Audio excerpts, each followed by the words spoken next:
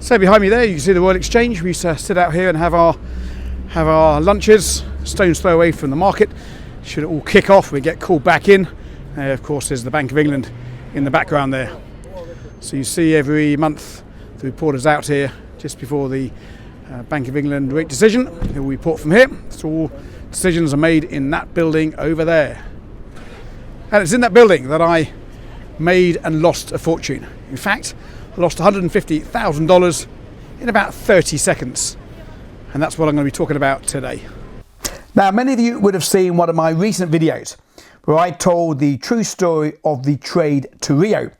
Basically about a trader that I once worked with in the City of London in the trading pits that gambled his entire wealth on one event. Basically a make or break trade. Check out the video after this one if you haven't already seen it. Sure is a classic.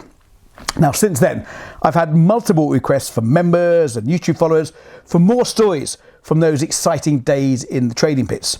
Man, there are so many, it's difficult to know where to start. However, when I like to reminisce over events or stories, I like them to still have relevance to today. Can we learn a lesson from them? So today, I want to tell you a true story of how I lost about $150,000 in about 30 seconds by misreading a hand signal. Actually, to be honest, I'm still not sure if I did misread the hand signal or was it my colleague that actually gave me the wrong hand signal in the first place. That, of course, we will never know. But it does make for a bit of fun and banter whenever we meet up for our city reunions. Now, before I get into the story, let me remind you to subscribe to the channel if you don't already do so. Don't forget to hit that little bell notification. That way you'll be notified the moment my next video has been released. Don't forget to follow us on Instagram and, of course, on Facebook. And if you follow us on Facebook, you can tune in every Monday afternoon, 2 p.m. London time, for a live streaming event where we discuss market opportunities for the week ahead.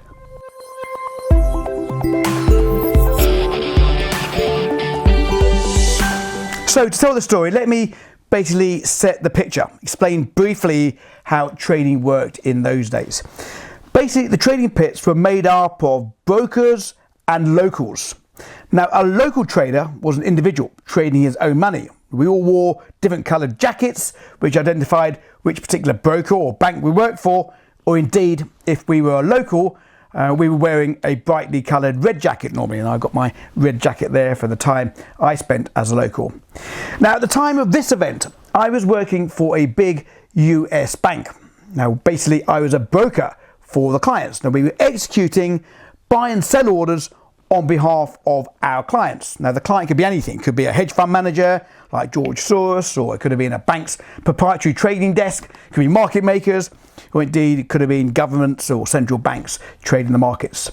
Now, there'd be someone on the phone, and someone on the phone, he would be giving a running commentary of what was going on in the trading pit. And they would be reading the hand signals and talking down the phone to all the clients. And the clients would then give orders to the person on the phone, who would then fire them into the trading pit. So everything was done with the use of hand signals. Let me give you a quick lesson on hand signals. When you're buying and selling, basically your hands are like this for buying, your hands are like that for selling. Now, the quantity that you're buying and selling is done on the head. So this would be 10, this is 20, 30, 40, 50, and then 60 goes like that, 70, 80, 90, and that is 100. So that's 10 and that's 100. That's selling. If my hands are like this, I'm buying, because I'm buying 10, 20, 30, 40, 50, 60, 70, 80, 90, or 100. So this is the quantity on the head. The actual price that you're paying is out here. So it could be paying 1, 2, 3, 4, 5, 6, 7, 8, 9, 10. Okay, so you may want to buy 30 contracts, and you may want to pay, say, 65 for 30. So it would be 5 is the price, 30 is the contracts. I'm a buyer, so my hands are like that. If I'm selling 30 contracts, I'll be selling 30 contracts at a price of 5 or 6, 7, and so forth. Now, on this particular occasion, I was standing in the US Treasury bond pit. Now, the US Treasury bond pit in London in those days, certainly at the time of this event, wasn't very liquid. Most of the business was going through in Chicago, and the London session was quite a quiet time, not many buyers and sellers in the market. And I was in there and I was signaling back to the girl on the phone, telling her what was trading in the market. And all of a sudden, I got this shout, Andy, Andy, Andy, sell 100 contracts at market. That is the signal for market. That basically means no price required, just sell 100 contracts at any price. Now, that was a big order. 100 contracts basically represented $10 million worth of treasury bond markets. So all of a sudden I go into sold, sold, sold, sold. I'm selling every which way I can. I'm just selling the living out of the bond markets. The bond markets are crashing. Everyone around the exchange floor, they're all shouting down their phones, shouting the name of my bank, selling the treasury bond markets, and that creates more sellers coming in as well. The markets were dropping like a stone. I then shout back to the girl on the phone. I fill back and say, okay, you're filled back down to a price of 33. You sold 100 contracts. And she shouts and she screams at me.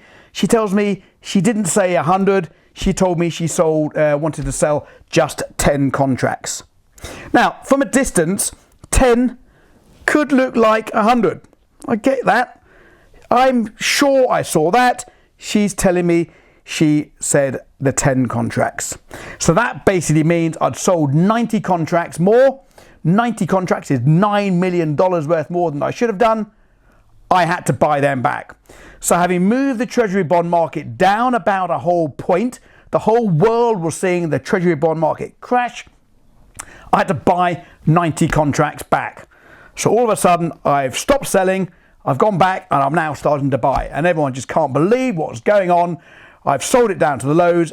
When the market realizes what I'm doing, that I've had an error, I can't buy this back for love nor money. I've had to pay inflated prices. When we totted it up at the end of the event, we worked out that the actual loss on that hand signal was about $150,000. Needless to say, we were called up that afternoon to the office to meet the top boss. Now, I didn't lose my job, but fair to say, I didn't get a bonus for that quarter. So here it's where it all began. Through those doors there used to be the trading floor, all the pits. Here used to be surrounded with all the coloured jackets. We'd have our breakfast out on these plinths out here.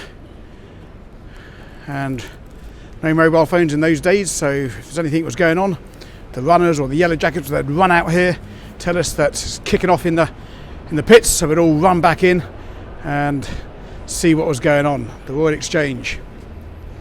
So the floor closed down from here in about 1995, I think it was, and they moved to a new building over at Cannon Street. But this is where the futures market began all those years ago. Just been inside, but they won't let me film. It's now full of designer shops and posh restaurants. Little did they know that they're standing in the place where I used to be throwing around millions of dollars on a daily basis. Amazing how it all changes. And behind me there you'll see that's the Bank of England. That's where all the money's held. Right beside the Royal Exchange. This used to be a champagne bar, actually. It's now a Louis Vuitton, I think. Oops. And here's a bit of nostalgia. Austin Fires, where it all began. Straight out of school, 17 years old. Had my interview just in those doors behind me there. My first job in the London Stock Exchange, which now happens to be a famous fast food chain, oddly enough. So what is the lesson that we can learn from this true life event? Well, with trading or basically with anything in life, I think it's fair to say that we all make mistakes. It's just part of human nature. But the problem with a lot of traders is when they make a mistake, they know they made a mistake, they don't get out of their mistake. They stick with their trade, hoping and praying that the mistake will turn out good for them in the end. The best thing you can do when you make a mistake in trading, and again, in anything in life, is to cut your losses early, dust yourself down, put it down to experience, and get on. Mistakes happen. Don't let a mistake become a bigger problem than it was in the first place. As always, I hope you liked the video. Give me a thumbs up if you did, give me a thumbs down if you didn't. Don't forget to leave a comment. Let me know if you want to hear more of my true life stories from the trading pits all those years ago. Now, don't forget to subscribe to the channel if you don't already do so. And thank you all for subscribing in the past. If you have done, we're now up to over 100,000 subscribers. Let's make it 200,000 in the next 6 months. Don't forget to follow us on Instagram and, of course, on Facebook. If you follow us on Facebook, you can tune in for the live event every Monday afternoon, 2 p.m. London time, where myself and my colleague discuss trading opportunities for the week ahead. Look forward to seeing you in there very soon.